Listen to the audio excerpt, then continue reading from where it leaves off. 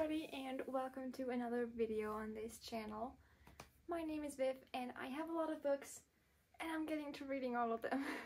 So it is currently the beginning of October, which means it's time for a book wrap-up for the month of September. So that's what we'll be doing. In September I was a busy bee and I read a lot of books. And if I mean a lot, I mean a lot. Of books. In total, I read 22 books and I listened to 2 audiobooks.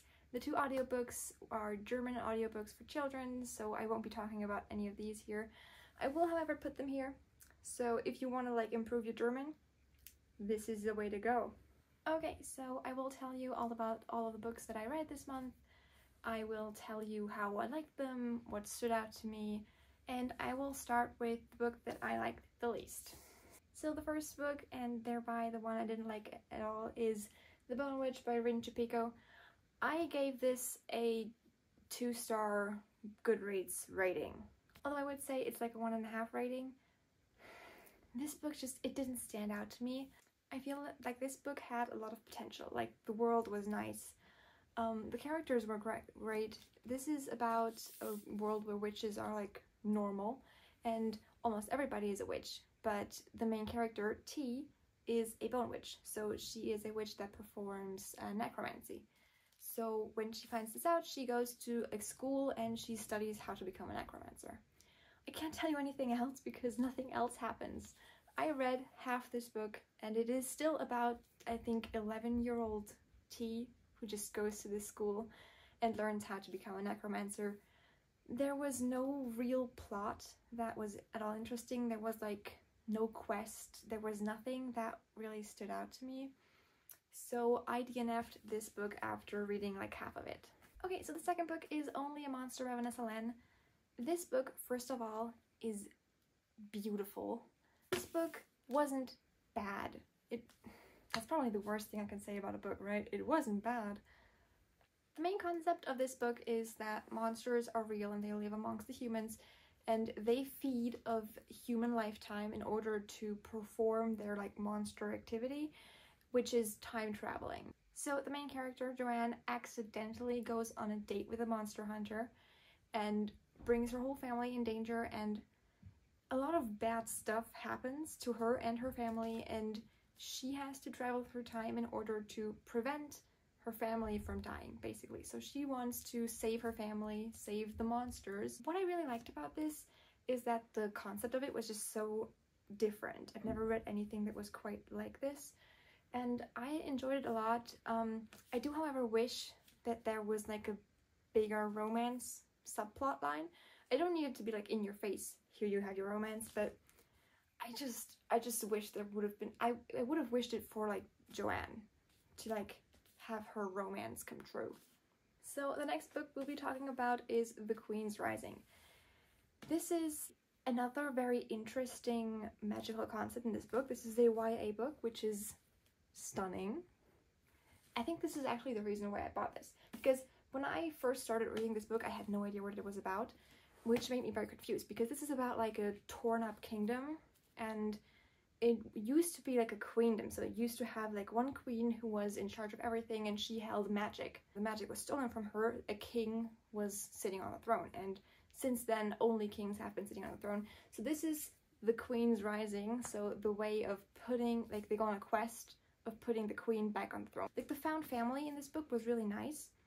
I enjoyed that a lot because the main character is an orphan who goes to this school to learn about knowledge. So she then finds a family that is sort of pursuing this way of finding the true queen and saving the kingdom. This book overall had a very cozy vibe to me, I think. I liked all the family dynamics a lot. What I found a little weird is that in the beginning of this book, the main character is 17 and turning 18. And the possible love interests are all at least 8 years older, which doesn't really matter, but in the beginning of the book she is a minor, and I'm not gonna tell you who she ends up with, but that was a little weird to me because they had known each other for so long that Like, at some point she was like a 12-year-old and he was like a 20-year-old, and that was just a little weird to me. Next up we have The Summer I Turned Pretty. The first book is The Summer I Turned Pretty. The book is about Belly. So Belly goes on a summer vacation every year with her family, her mom's best friend, and two guys, Conrad and Jeremiah. So this already screams love triangle, but in the beginning she has the biggest crush on Conrad. I wasn't really able to understand Belly and to like feel what Belly felt. It's just, she seemed like a very shallow character to me, and even like the boys, like Conrad and Jeremiah, they weren't my favorites. The second book in the series is It's Not Summer Without You. This book was my least favorite out of the series. I rated this like a 3-star, I think. It was like okay. It was, for what I expected, it was alright. In this book, Belly is supposed to be maturing a little and her relationship is supposed to get more serious. But I still felt like, I mean, Belly got older, but nothing really changed in her personality, and I found her a little annoying in this book. And just everything that happens is just, it bothered me. It bothered me so much. Okay, and we're here with the last book of the series, which is We'll Always Have Summer. For some reason, I enjoyed this book a lot more. It was sort of the same feeling that I had when I read It Ends With Us. And this book, I think, was actually very good to like end the series.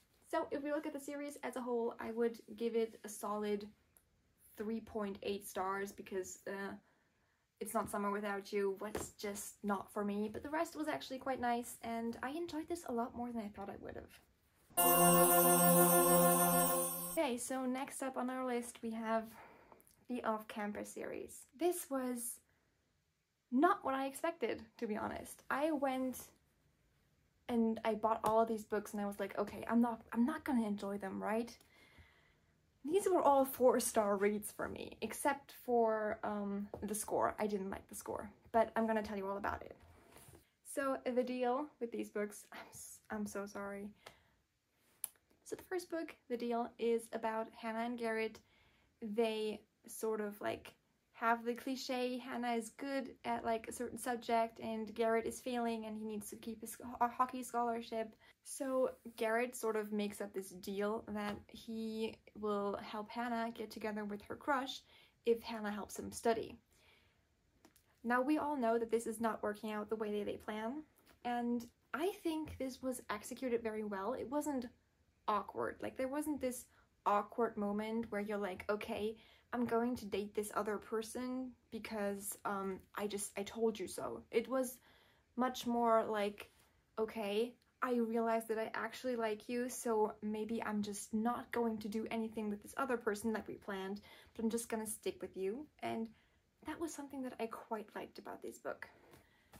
Okay, so the second book of the series, The Mistake, is about Logan and Grace, and Logan sort of meets Grace on campus, and he likes her immediately, but he's not really sure of what to do because he has a big crush on Hannah from the first book, and he sort of goes out with Grace and they get along very well, and he just then continues to tell her that he is still interested in his best friend's girlfriend, so he can't date her. Grace is crushed. She like goes on summer vacation to Paris with her mom. When she comes back from Paris, Logan tries to win her back. The winning back part was a little awkward. Like, I was sitting there and thinking, Grace, why'd you do this? She like made a big deal out of things that weren't really a big deal. It was 100% cliche, but that was what I signed up for, and I think that's what you get when you read these books. The book in this series is The Score, and The Score was my least favorite book in the series. It is a book about Allie and Dean, and I couldn't relate to either Allie nor Dean. I didn't like either of them. That's just, I'm sorry. There is a lot of sexual tension. Why the Twilight references? Like, why would you do that? Why would you ever put Twilight references in a romance book? It just made me cringe so hard that I wasn't able to enjoy this book as much as I would have wanted to. The fourth book in this series is The Goal. let me tell you about the goal, because I think, after some consideration, this is actually my favorite book of the off-campus series. So this is about Sabrina and Tucker. This book has one of the tropes that I despise the most, which is surprise pregnancy. But since it is what this book evolves around, like it's the main topic of the book, I actually enjoyed it a lot. Sabrina and Tucker meet and they have like a little one-night stand, and Tucker is all over her, and Sabrina is like, I'm gonna keep you at like a distance, and Tucker is always trying to like date her. And that's why I enjoyed this so much. I enjoyed this because Tucker is generally a good person. Okay, so for the last book in the off-campus series, it's The Legacy. The Legacy is like more of a short story collection, I would say, about all the 4 couples. The thing that I liked the most about this book was probably like the Alexander subplot. So they have like this little puppet that they send each other to scare each other, and I think it's so nice that they're all still like this close to each other and that they're also friends. It feels like you're visiting friends who you haven't seen in a long time, and I quite enjoyed this book. As an overall scoring, this whole entire series gets 4 stars from me, because the only book that I didn't like was the score, the middle one, and I think I can live with that. Next up, we have a bunch of my 4-star ratings. One of the books I read was Crier's War. This was a solid and very good book. This is more of a like sci-fi book than it is fantasy. Long time ago, humanity built the Autome. So they overtook humanity, they started a war, and the Automes won. I think this was really cute. This was a little more political, so if you're not really into this, then maybe that's not for you. And this book is a very, very slow burn sapphic romance. Like, you can't go any more slow than this book. Okay, so the next book we're going to be talking about is The Inheritance Games. I like The Inheritance Games. I enjoyed them. The thing that bothers me with books like this is the you can't trust anybody trope. I hate that.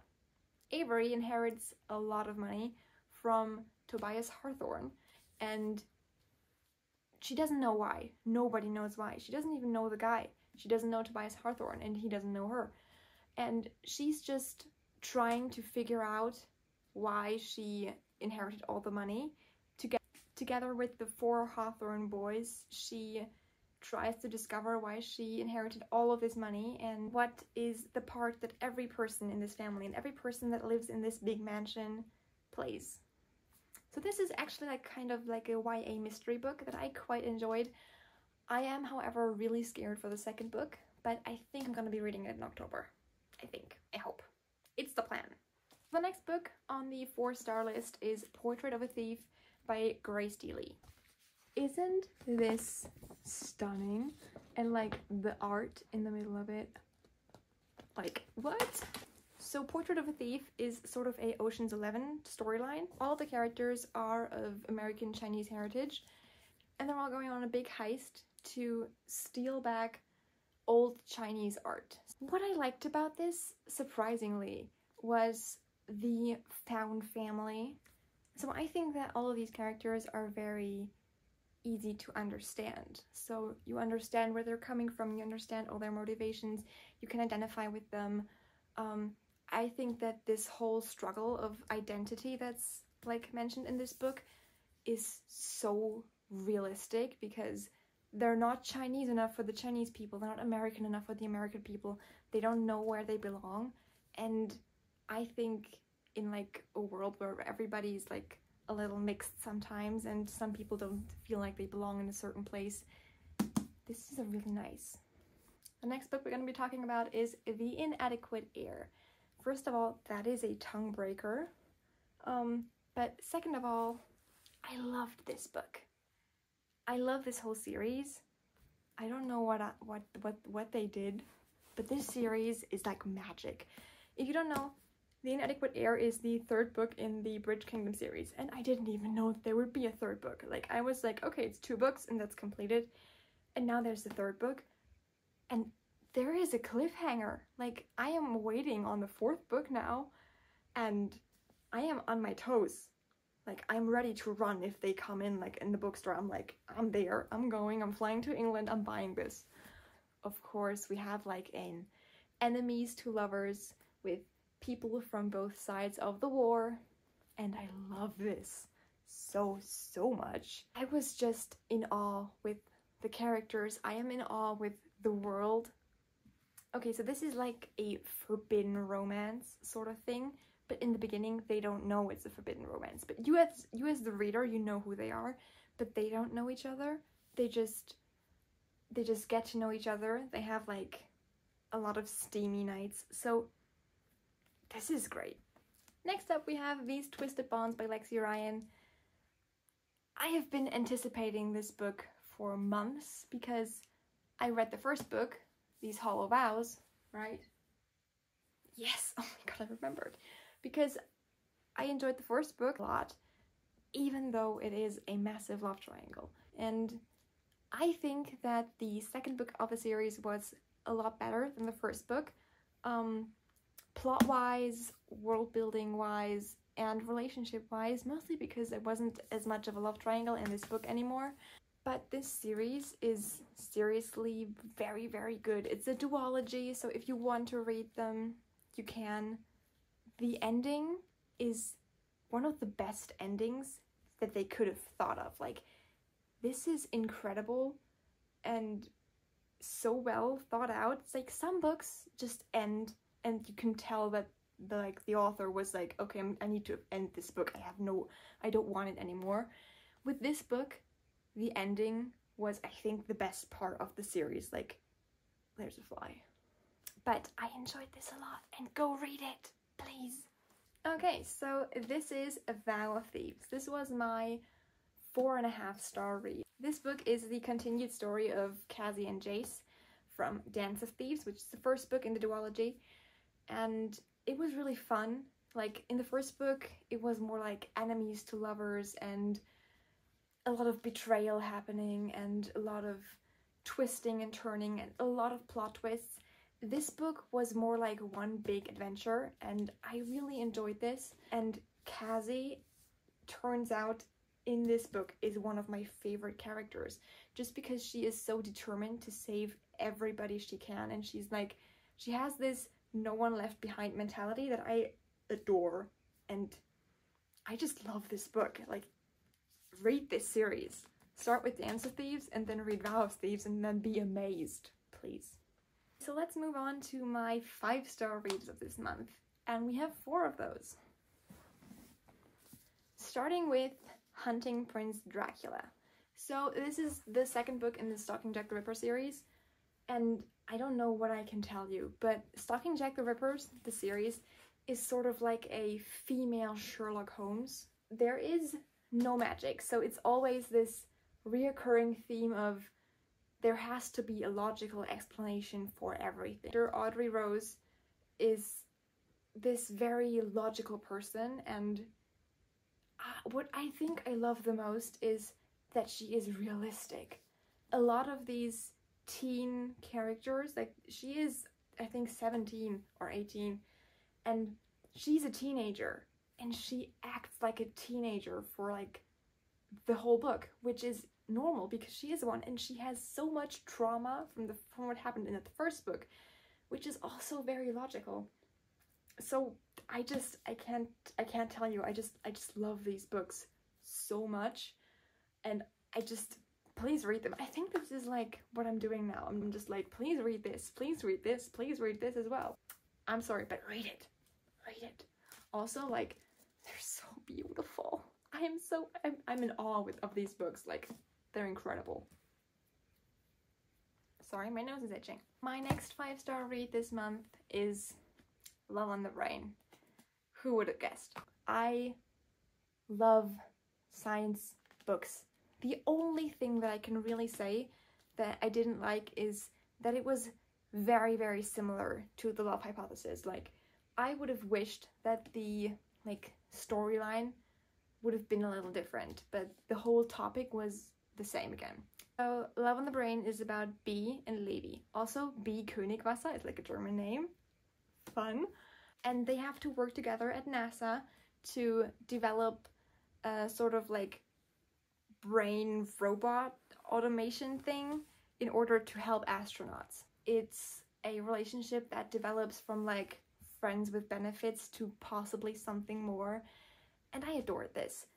Another like one thing that bothered me though about was the ending. I didn't think it was bad per se. If you know what I'm talking about, you know. If you don't, you can read it. I didn't think it was bad. I just thought it was coming very out of the blue, and maybe that wasn't like what made the most sense to me, but I still enjoyed it nonetheless. The Ballad of Never After. First of all, look at this. Like, just look at it. It's so stunning. So these are Jax and Evangeline, like, on the character art. This is so beautiful. Like, Evangeline with her, like, pink hair. What? The Ballad of Never After is the second book in the Once Upon a Broken Heart series. And when I read this, I was so nervous because I just love Evangeline as a character. I really enjoy her. I think she's incredible. She is sort of like she's a very reflecting character. She reflects her own actions a lot, and she like thinks about the things she did.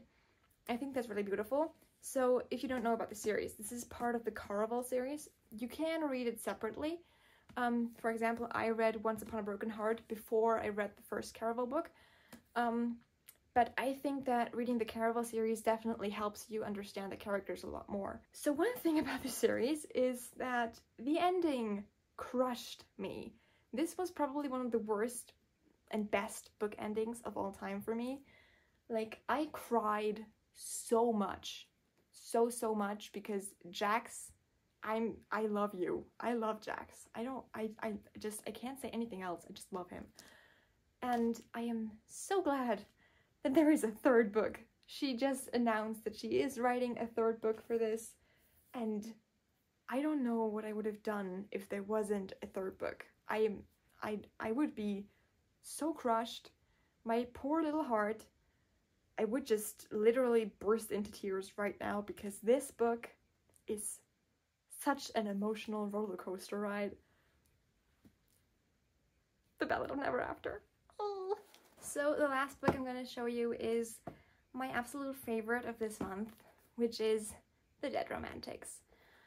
This book, let me tell you, it is a new adult romance book, so it is a little more spicy, but it's like the good kind of spicy, not like the obnoxious kind, but like the nice kind. Like, it feels just good. So Florence is a ghostwriter for a very famous author, and she has to write romance books. And when she gets a new editor, she is very conflicted because her editor is really, really cute, and she is not really intimidated because she's a very strong character by herself. So she obviously thinks, okay, this is not gonna work, because she can't write. She's had her heart broken, and she doesn't know how to write romance anymore. But everything changes when, sadly, something really bad happens in her life and she has to go home, and suddenly this super hot editor is in front of her doorstep and he's dead because she can see ghosts. She then tries to figure out what his deal is, because everybody who stays behind in the human world as a ghost has some unfinished business, and she wants to find his unfinished business so that he can like pass over, so that she can help him. Little does she know, they fall in love, of course they do, and they try to figure this whole thing out. She tries to figure the whole thing out with like the funeral that her family is organizing, and it's just so like dear to me. This whole book was just so warm, and it had this cozy Halloween fall vibe, and I just love this. The whole way this book deals with death is so beautiful. Like, it is the main topic of the book, I think, but it's done in such a beautiful way and such a joyous way that you don't find it sad, you find it really comforting almost. And if you have not, please read The Dead Romantics this fall. Please do. I love this book, and I mean, look at it. It's so beautiful. I'm so happy with this. Okay, quick detour. I completely forgot to tell you about the American Roommate Experiment, which I also read this month. Why am I like this? This book was a 4-star read for me. Like Aaron Blackford and Lucas were sort of very similar. I did, however, like Lucas because he was not as much of this. I mean, he was described as like this big bulky man again, like this big stereotype thing. But if you want to feel good, you can read this, and after this book I promise you will feel good. One thing that I think could have made this book better is the miscommunication. There is so much miscommunication in this book. I think that is why I had to deduct 1 star, just because so much of the trouble could have been just, if they talked more, it all would have turned out incredibly well. This is also sort of a friends with benefits to like lovers sort of situation. They accidentally live together because Lucas is the cousin of Catalina from Spanish Love Deception, and Rosie is her best friend. And they accidentally both move into Catalina's apartment while she's on her honeymoon. So they have to live together, and then they start the American Roommate Experiment because Rosie is a romance author, and she doesn't believe in romance anymore, so she has to go find romance again, and Lucas is like, yo, I'm gonna take you on like nice dates, and we're gonna find romance. And I think they do. Okay. So I think that was it for my monthly reading update. I hope you all enjoyed this. Please tell me what your favorite book of the month was. If you have read any of the books that I've read, whatever you want to tell me, just do. And I will see you next time. Bye!